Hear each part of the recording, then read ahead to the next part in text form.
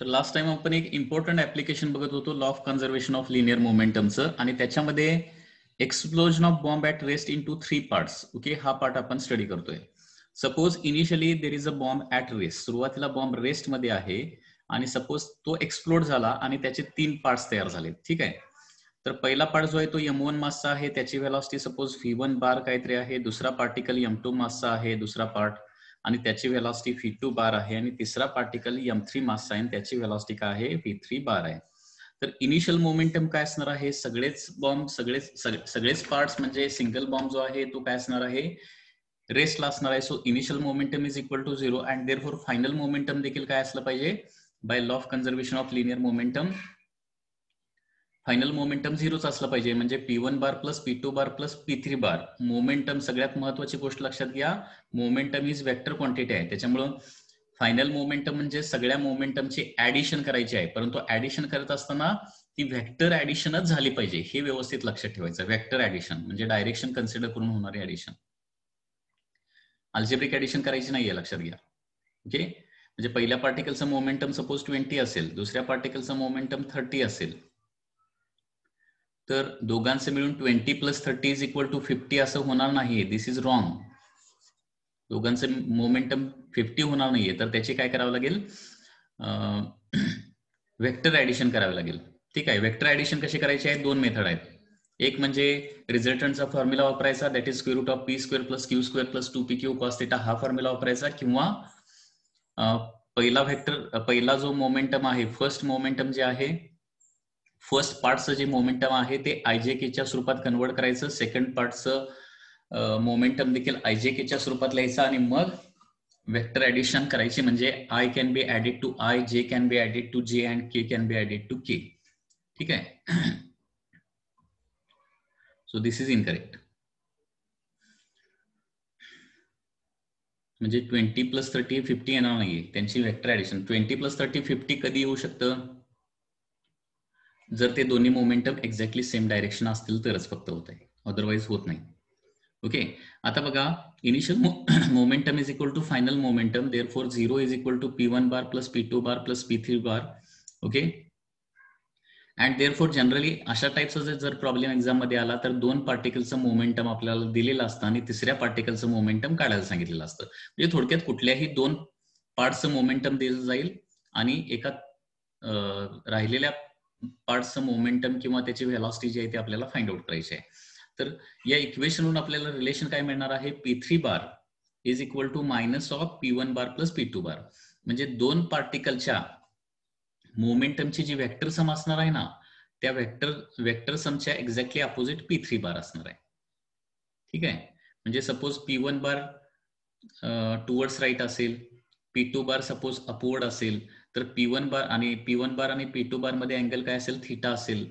तर P1 bar plus P2 bar म्हणजे कसं काढणार आहे, बाय युझिंग पॅरेलेलोग्राम लॉ. पॅरेलेलोग्राम लॉ नुसार काय येणार आहे, P1 bar plus P2 bar म्हणजे diagonal starting from their common point. आणि त्यावेळी P3 बार जो आहे तो काय असणार आहे, minus of P1 bar plus P2 bar. म्हणजे P3 बार exactly P1 bar plus P2 बारला अपोजिट असणार आहे. तर P1 bar plus P2 bar म्हणजे कसं काढणार आहे, P1 bar plus P2 bar म्हणजे P1 आणि P2 चा resultant square root of P square plus P1 square plus P2 square plus 2P1 P2 cos θ येणार आहे, that is equal to P3.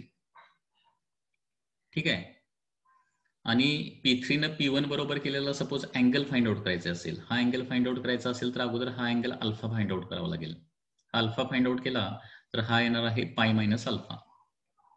Okay, alpha कसा फाइंड आउट करायचा, आपण vector topic मध्ये बघितलंय. म्हणजे रिझल्टंटनं P1 बरोबर केलेला अँगल म्हणजे काय असणार आहे, P2 cos θ, sorry P2 sin θ, P2 sin θ upon P1 plus P2 cos θ. हा वेक्टर या टॉपिक मध्ये आपण स्टडी केलेला फॉर्म्युला. याच्यावरून अल्फा काढू शकतो, कारण P1 P2 आणि त्यांच्यामधला अँगल आपल्याला माहित आहे. कुठल्याही 2 पार्टचं मोमेंटम म्हणजे त्यांची मॅग्निट्यूड डायरेक्शन माहिती असणार ना कम्प्लिटली आपल्याला. तर P1 माहिती असणार, P2 माहिती असणार, त्यांच्यामधला अँगल माहित असणार. तर P1 बार प्लस P2 बार आणि P1 यांच्यामधला अँगल अल्फा असेल तर P3 न P1 बरोबर केलेला अँगल किती असणार आहे, therefore angle made by P3 bar with P1 bar is काय असणार आहे, पाय मायनस अल्फा असणार. याचे काही एक्झाम्पल्स बघूया म्हणजे तुम्हाला लक्षात येईल.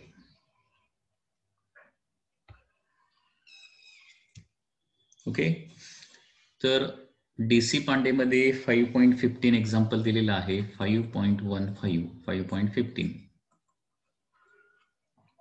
5.15 मध्ये काय म्हटलंय बघा, on a mine site a rock is exploded. Rock explode केलाय. On explosion rock breaks into 3 parts. Okay, एका रॉकचं एक्सप्लोजन झालेलं आहे and it has broken into 3 parts. 2 parts fly off right angle to each other. म्हणजे याच्यामधले 2 part जे आहेत ते एकमेकाला right angle to each other निघाले. So this is the rock suppose. Okay, त्याच्यानंतर this is the first part. या रॉकचं explosion झालं. दिस इज द कम्प्लीट रॉक. याचं एक्सप्लोजन झाल्यानंतर काय होणार आहे, याचे 3 पार्ट झालेत. एक पार्ट इकडे जात असेल तर त्याला एक्झॅक्टली परपेंडिक्युलर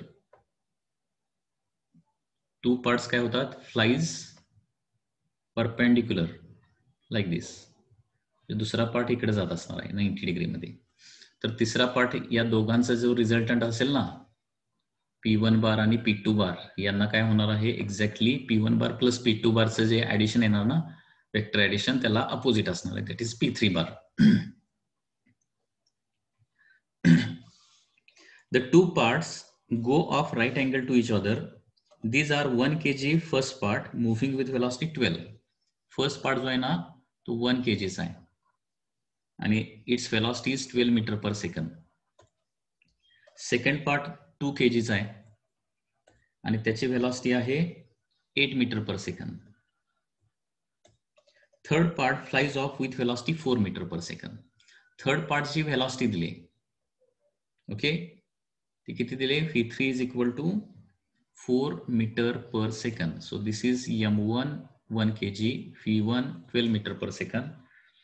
ओके, त्याच्यानंतर हे दिलंय M2 2 kg आणि V2 दिलंय 8 meter per second.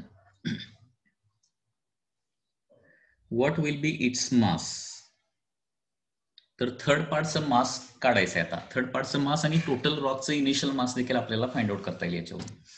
तर आपण आताच बघितलं की P3 bar is equal to काय असतं, square root of P1 square plus P2 square plus 2P1 P2 cos theta असतं. हा फॉर्म्युला आपण वापरू शकतो इझिली इथं. Okay, so P3 is equal to square root of P1 square plus P2 square plus 2P1 P2 cos of theta. हा formula वापरूया इथं. Okay, आता P3 म्हणजे M3 इंटू V3 येणार आहे. आता P1 ची व्हॅल्यू इथं डायरेक्टली मी इथं लिहितो, लक्षात घ्या. P1 ची व्हॅल्यू 12 इंटू 1 म्हणजे 12 येणार आहे, दॅट इज P1. आणि इथं P2 किती येणार आहे, P2 is equal to 2 into 8 that is 16. Okay, कारण momentum is the product of mass into velocity. So square root of P1 square that is 12 square, P2 square that is 16 square plus 2P1 P2 cos of 90. तिसरी term झिरोच येणार आहे, त्याच्यामुळे ती काय लिहायची गरज नाही. Okay, so M3 into velocity of third particle दिले, किती दिले, ती 4 मीटर पर सेकंड दिली. Okay, square root of 144 plus 256, हे टोटल काय होत आहे, स्क्वेअर रूट ऑफ 400 होणार आहे. Okay, so therefore M3 into 4 is equal to काय होणार आहे, 20 येणार. And therefore M3 should be equal to काय असलं पाहिजे, 20/4 दॅट इज 5 kg असलं पाहिजे. ठीक आहे, 5 kg म्हणजे थर्ड पार्टिकलचं मास हे 5 किलोग्राम असलं पाहिजे. अँड टोटल रॉकचं मास किती असलं पाहिजे, मग 5 + 1 + 2 म्हणजे टोटल 8 kgचा तो रॉक असला पाहिजे. असं पण क्वेश्चन येऊ शकतो. दिस शुड बी ऑफ 5 kg. म्हणजे explosion of bomb into 3 pieces हे खूपच इझी आहे, लक्षात घ्या. म्हणजे दोन मोमेंटम त्यांच्यामधला अँगल दिलेला असेल तर P3 कसं काढायचं, square root of P1 square plus P2 square plus 2P1 P2 cos theta हा फॉर्म्युला वापरायचा आहे. Now next problem, question is like this. A bomb explodes. Bomb at rest explodes and break up into 3 pieces. Bomb is initially at the rest and which break up into 3 pieces, 3 parts. 3 parts. 2 pieces have equal masses, fly out perpendicular to each other. त्याच्यामध्ये जे 2 piece आहेत, 2 pieces, okay, दोघांचा equal मास आहे, and they fly off perpendicular to each other with the speed 30 meter per second. 30 meter per second या स्पीडनं दोन्ही fly व्हायला लागले, perpendicular to each other. Third piece has 3 times mass of each of the other piece. Okay, third piece जो आहे त्याचं मास काय आहे, 3 times मास आहे that of each of other piece. Find the magnitude and direction of its velocity immediately after explosion. Magnitude पण काढायची आहे आणि डायरेक्शन पण काढायची आहे त्याची. मॅग्निट्यूड अँड डायरेक्शन म्हणजे तो किती व्हेलॉसिटीने ट्रॅव्हल करणार आणि कुठल्या डायरेक्शन जाणार आहे. ओके, आता हा जो प्रॉब्लेम आहे ना तो आपण 2 मेथडनं सॉल्व्ह करू शकतो. एक म्हणजे वेक्टर म्हणजे IJK मेथडनं आणि दुसरं म्हणजे डायरेक्टली आपला जो फॉर्म्युला आहे तो फॉर्म्युला वापरून. तर ती सुरुवातीला मेथड वापरूया. तर आता याच्यामध्ये M1 किती आहे बघा, M1 सपोज M आहे आणि त्याची स्पीड किती, V1 किती आहे, 30 metre per second. Okay, M2 देखील Mच आहे कारण इक्वल मास दिलाय, त्याचं स्पीड देखील 30 मीटर पर सेकंडच आहे. आणि थर्ड पार्ट जो आहे त्याचं मास किती आहे सांगा रे, थर्ड पीस त्याचं मास आहे 3m आणि त्याची व्हेलॉसिटी फाइंड आउट करायची. ठीक आहे, मग आता इथं काय होणार, तो आपला जनरल फॉर्म्युला वापरूया. आणि याच्यामध्ये हे दोघे एकमेकाला परपेंडिक्युलर निघालेत म्हणजे थीटा आहे 90 डिग्री, हे क्वेश्चन मध्ये दिलेलं आहे. So P3 is equal to square root of P1 square plus P2 square plus 2P1 P2 cos of theta. So P3 म्हणजे M3 इंटू V3 म्हणजे 3m into V3 is equal to square root of काय होणार आहे, पहिल्याचं momentum काय येणार 30m, 30mचा square म्हणजे 900 किंवा 30m स्क्वेअर डायरेक्टली लिहितो. 30m हे पहिल्याचं मोमेंटम झालं त्याचा स्क्वेअर, दुसऱ्याचं देखील मोमेंटम 30mच आहे त्याचा देखील स्क्वेअर, आणि तिसरी टर्म काय झिरोच होणार आहे because they are moving perpendicular to each other. ठीक आहे, सो इथं किती येणार आहे 2 टाइम्स 30m स्क्वेअर होणार, स्क्वेअर रूट काढल्यानंतर √2 टाइम्स 30m येणार राईट हँड साइड. ओके, आता इथं काय होणार आहे, देअरफॉर दिस m गेट कॅन्सल, 3 न 30 ला डिवाइड केलं तर काय येणार आहे, V3 किती येणार बघा, V3 किती येणार सांगा, दॅट इज 30 डिवायडेड बाय 3 म्हणजे 10 आणि √3 as it is 10√2 metre per second. This is the velocity of the third म्हणजे speed of the third particle. Third पार्टिकलचं जे स्पीड आहे ना ते एवढं स्पीड असणार. लक्षात येत आहे. आता त्याचबरोबर त्याची डायरेक्शन काय असेल, डायरेक्शन काढायला सांगितलंय म्हणजे विथ P1 म्हणजे फर्स्ट पार्टिकलची जी व्हेलॉसिटी आहे ना त्याला डायरेक्शन काय असेल. तर बघा सपोज पहिला पार्टिकल अलॉंग एक्स ऍक्सिस निघालाय, सेकंड पार्टिकल मग अलॉंग काय जात असणार आहे वाय ऍक्सिस. ठीक आहे, मग आता हे डायरेक्टली आन्सर पण आपल्याला काढता येईल. हे किती आहे मोमेंटम 30m आहे, हे मोमेंटम किती आहे 30m आहे, तर रिझल्टंट मोमेंटम इथे किती येतं दॅट इज 30√2m येणार मोमेंटम. आणि तेवढंच एक्झॅक्टली मोमेंटम काय असणार आहे तेवढंच आणि ते exactly opposite direction of P3 पार्टिकलचा असणार आहे. So this is the direction of third particle. म्हणजे हा angle with first part, first पार्टची जी व्हेलॉसिटी आहे ना त्याला किती अँगल केलेला असेल, हा अँगल एक्झॅक्टली 45 असणार आहे, कारण दोन्ही 30-30 आहेत, त्यांचा रिझल्टंट बरोबर मध्ये येणार 45 ला, त्याच्यामुळे हा अँगल किती असणार आहे 135 डिग्री. सो याचा मिनिंग काय होतो, velocity of third particle is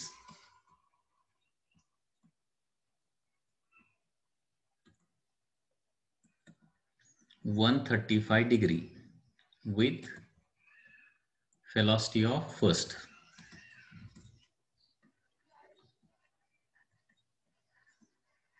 That is the answer. हे लक्षात आलं का बघा.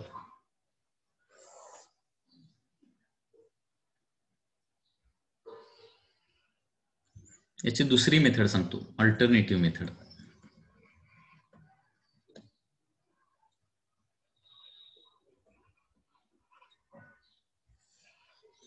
अल्टरनेटिव्ह मेथड पुन्हा एकदा बघा, m1 किती आहे, m आहे, गिवन पुन्हा लिहूया. m1 आहे m. v1 किती आहे, v1 पहिल्या पार्टिकलचं स्पीड किती आहे 30 metre per second. And suppose it is moving in positive direction of X axis, म्हणजे 30 आय कॅप असं लिहिणार, v1 बार लिहिलं, ठीक आहे. त्याच्यामुळे m2 देखील m आहे आणि v2, आता दुसरा पार्टिकल त्याला परपेंडिक्युलर जात असेल तर पहिला 30 आय कॅप असेल तर त्याचं काय असलं पाहिजे 30 जे कॅप असलं पाहिजे, दिस इज v2 बार, ठीक आहे. आणि m3 किती आहे, दॅट इज 3m आहे, m3 is equal to 3m. आता आपल्याला माहिती आहे की p3 bar is equal to काय असतं, minus of p1 bar plus p2 बार असतं.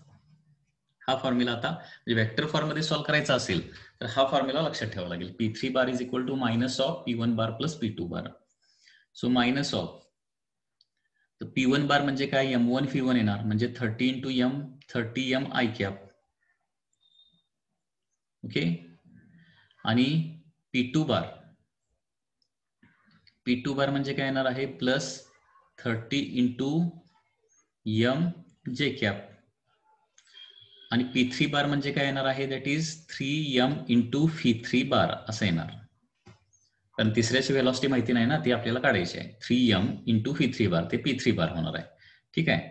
आता दोन्ही साईडला 3m न डिवाइड केलं तर v3 bar is equal to काय येणार आहे, मायनस इन ब्रॅकेट 3m न डिवाइड केलं तर इथे किती येणार आहे, m कॅन्सल होईल, 10 आय कॅप प्लस 10 जे कॅप, किंवा असं लिहू शकतो, तिसऱ्याची जी व्हेलॉसिटी आहे ती वेक्टर फॉर्म मध्ये येणार आहे मायनस 10 आय कॅप मायनस 10 जे कॅप. आणि याची मॅग्निट्यूड काढली तर पुन्हा एकदा तेवढीच येणार मॅग्निट्यूड. बघा मॅग्निट्यूड कसं काढताय, square root of ax square plus ay square. So square root of minus 10 square plus minus 10 square म्हणजे square root of 10 square plus 10 square, बरोबर आहे ना. Square root of 10 square plus 10 square म्हणजे येणार आहे 2 टाइम्स 10 स्क्वेअर ना, मग 10 square root as it is 10 स्क्वेअरचा स्क्वेअर रूट 10 येणार, 10 रूट 2. पुन्हा एकदा आन्सर तेच येतं, आन्सर काय चेंज होणार नाही, v3 येणार 10 रूट 2. असं वेक्टर मेथडनं देखील सॉल्व्ह करू शकतात. जनरली जास्त कॉम्प्लिकेटेड प्रॉब्लेम असेल तर व्हेक्टर मेथडनं IJK फॉर्म मध्ये सॉल्व्ह करावा लागतो. आणि व्हेक्टर फॉर्म मध्ये असल्यामुळे डायरेक्शन देखील काढता येते ना आपल्याला. डायरेक्शन आता काढायचे असेल तर डायरेक्शन कसं काढतोय रे आपण नेहमी वेक्टरमध्ये, tan theta is equal to vertical component divided, म्हणजे एक्स ऍक्सिस बरोबर अँगल काढायचा असेल तर ओके कसं काढणार, that is vy by vx या पद्धतीने काढणार ना. vy बाय vx म्हणजे -10 divided by -10. So tan theta is equal to काय येणार आहे,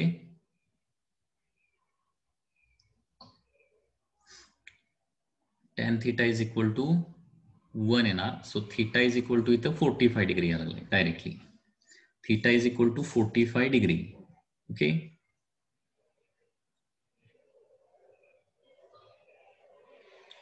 theta is equal to 45 degree, 45 degree with X axis, म्हणजे हे actually 45 degree with X axis म्हणजे इथं अँगल येणार, लक्षात घ्या. एक्स ऍक्सिस बरोबर केलेला अँगल 45 असं येणार. So that is nothing but 135 with φ1 येणार. ओके,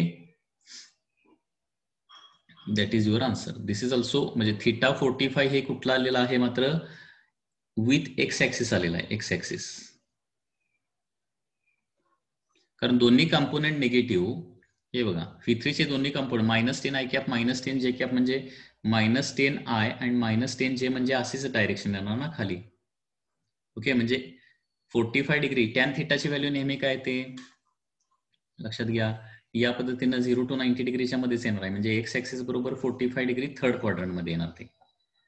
हे असं थोडंसं इमॅजिन करावं लागणार तुम्हाला ते.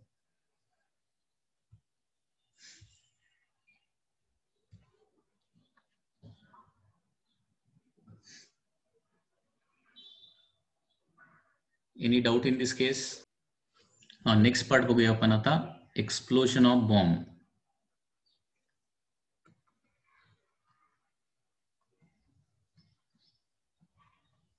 In motion.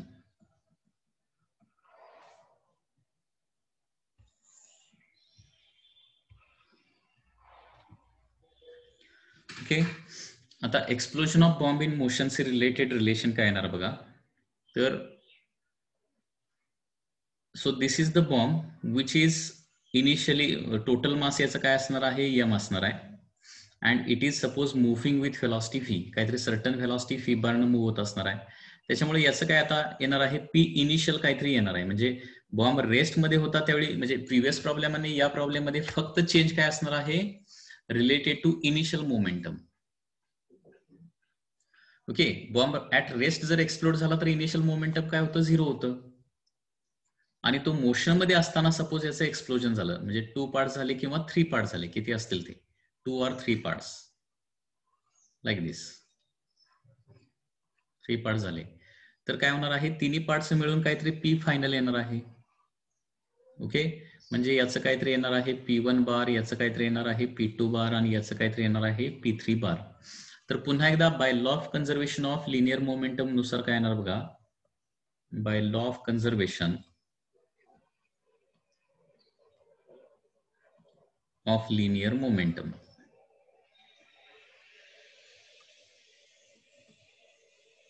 Bye law of conservation of linear momentum इथं काय होणार आहे, P initial is equal to काय येणार आहे,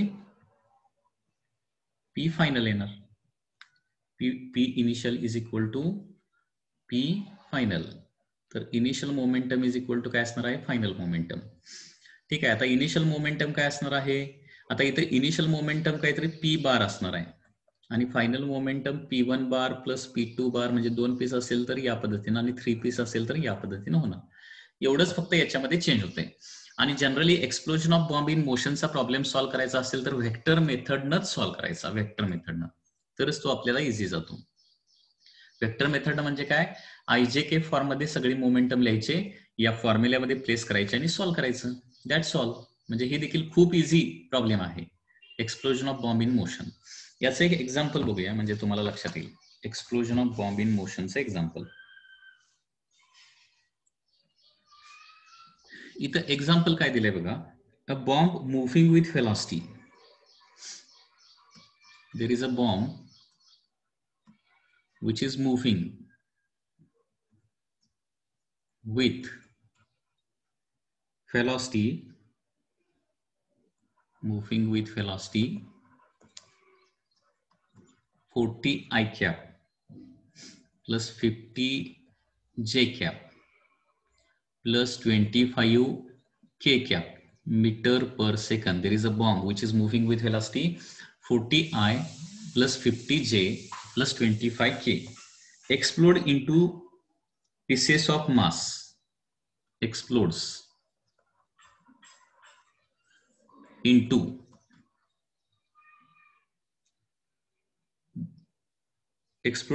pieces of mass ratio, pieces of mass ratio. म्हणजे इथं काय झालेलं आहे, एक बॉम्ब आहे आणि तो इनिशियली या व्हेलॉसिटीने ट्रॅव्हल करत होता आणि तो ट्रॅव्हल करत असताना मध्येच काय झाला, एक्सप्लोड झाला आणि त्याचे 3 पार्ट तयार झालेले आहेत. सॉरी 2 पार्टच तयार झालेले आहेत, 3 नाही 2 पार्ट. आणि त्या 2 पार्टचा मास रेशो आहे 1:4. 1:4. If small piece goes out with the velocity, if small piece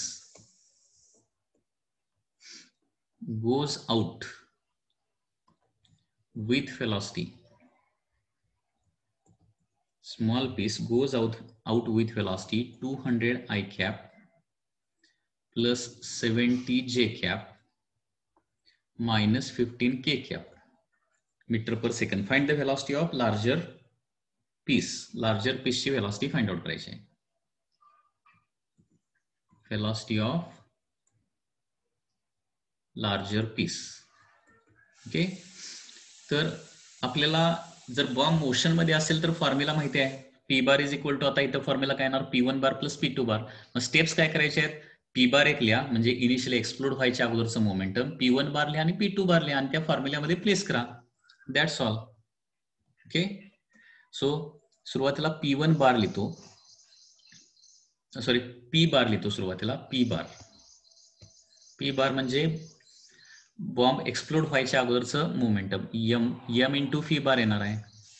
आता बघा इथं काय दिलंय, 2 पीसेस जे आहेत त्यांच्या मासचा रेशो 1:4 दिलाय. म्हणजे डायरेक्टली मी इथं असं ऍझ्युम करू शकतो, पहिल्या पार्टिकलचा मास 1 kg असेल तर दुसऱ्या पार्टिकलचा मास किती असणार, 4 kg असणार. आणि त्याच्यामुळे बॉम्बचं मास किती असणार सांगा, 5 kg असलं पाहिजे. मग बॉम्बचं मास रेशो दिला ना, डायरेक्टली तेवढं मास कन्सिडर करा. That's all. जो रेशो दिलाय तेवढंच मास कन्सिडर करायचं, कारण शेवटी 1:4 म्हणजे 1m आणि 4m असं जरी कन्सिडर केलं तरी शेवटी m सगळ्या साईडचा कॅन्सलच होतंय. त्याच्यापेक्षा जो रेशो दिलाय ना तेवढं किलोग्राम मध्ये डायरेक्टली मास कन्सिडर करायचं.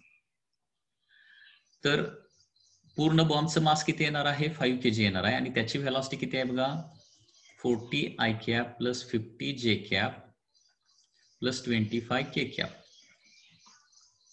ठीक आहे, हे झालं P बार. आता P1 बार लिहितो.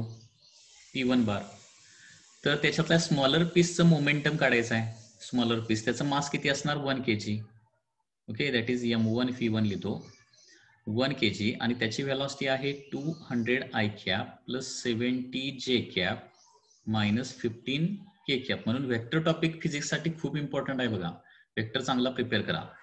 आणि P2 bar is equal to, जो बिगर लार्जर पीस जो आहे त्याचं मास असणार आहे, याला m2 V2 अगोदर लिहितो, दॅट इज 4 इंटू V2 बार, एवढंच लिहायचं, 4 इंटू V2 बार. कारण ती व्हेलॉसिटी काढायची आहे ना, ती माहिती नाही, IJK स्वरूपात काहीतरी येणार आहे. ठीक आहे, म्हणजे या फॉर्म्युल्यामध्ये फक्त आता मी हे प्लेस करतो सगळं.